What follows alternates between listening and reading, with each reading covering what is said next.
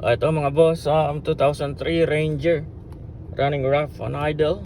Check engine light is on, verified, misfire on cylinder number 3. Tingnan mo, pipitikin ko yung sa linyador, magme-misfire. Ayan, nagme-misfire, kita nyo, nagdo-drop. So that means bumabagal yung crankshaft. Ayan, tignan natin kung bakit. Okay mga boss, since this is a waste spark system, ignition system, ipagsaswap na lang natin yung magkapareho, yung 4 and 3. So, nakita nyo, 3 ito, 4 ito. Pagpapalitin ko lang to kasi waste spark system naman to. So sabay naman yung spark na lumalabas dito. So ito nanggaling dito, lalagay ko dito. Tapos yung isa naulog. Wait lang. Ayan. Ito doon to sa kabila. So ito magiging 3 ngayon. So pinagpalit ko yung 3 and 4. Tignan natin kung lumipat yung misfire doon sa cylinder 4. Ayan, magkabaligtad na sila, ano. Tignan natin.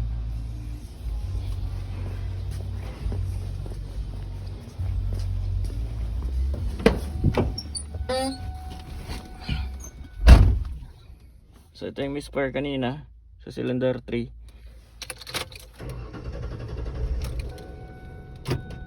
Tingnan natin kung lumipat siya sa cylinder 4. Kung lumipat sa cylinder 4, ibig sabihin palyado na yung coil. Pipitikin ko lang to, ha. Okay, kita nyo?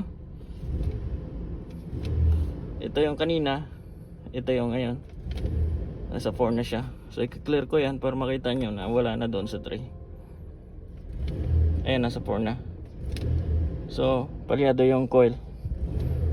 Easy money right there. Waste spark system.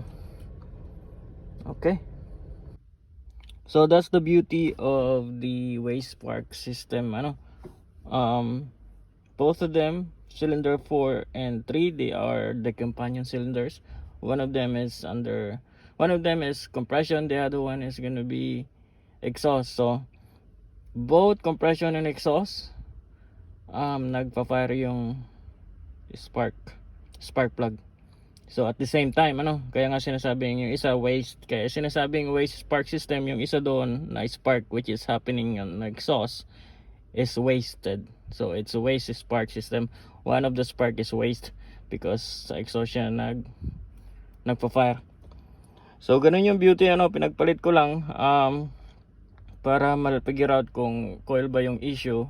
So in this case, coil yung problema kasi lumipat yung misfire sa number 4. Mahina yung bigay nung isang tower. Isa lang yung coil noon, mga sir, ha? Isa lang yung coil noon, dalawa lang yung tower. Mahina lang labas doon sa kabila.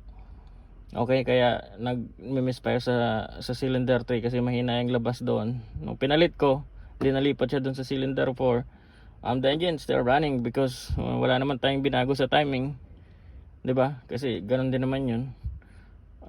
Nagpa-fire pa rin ng sabay yung spark plug. Pinalit ko lang kung yung position nila ba doon sa tower ng ignition coil para malaman ko kung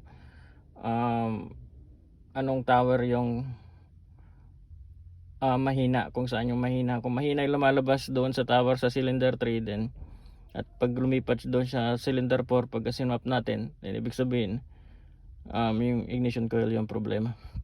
Okay, so yun yung kagandahan dito sa waste spark system. Alright, meron akong video about this. So kung may time kayo mga sir, just go through my YouTube channel, tapos may video ako doon about how waste spark system works. Alright.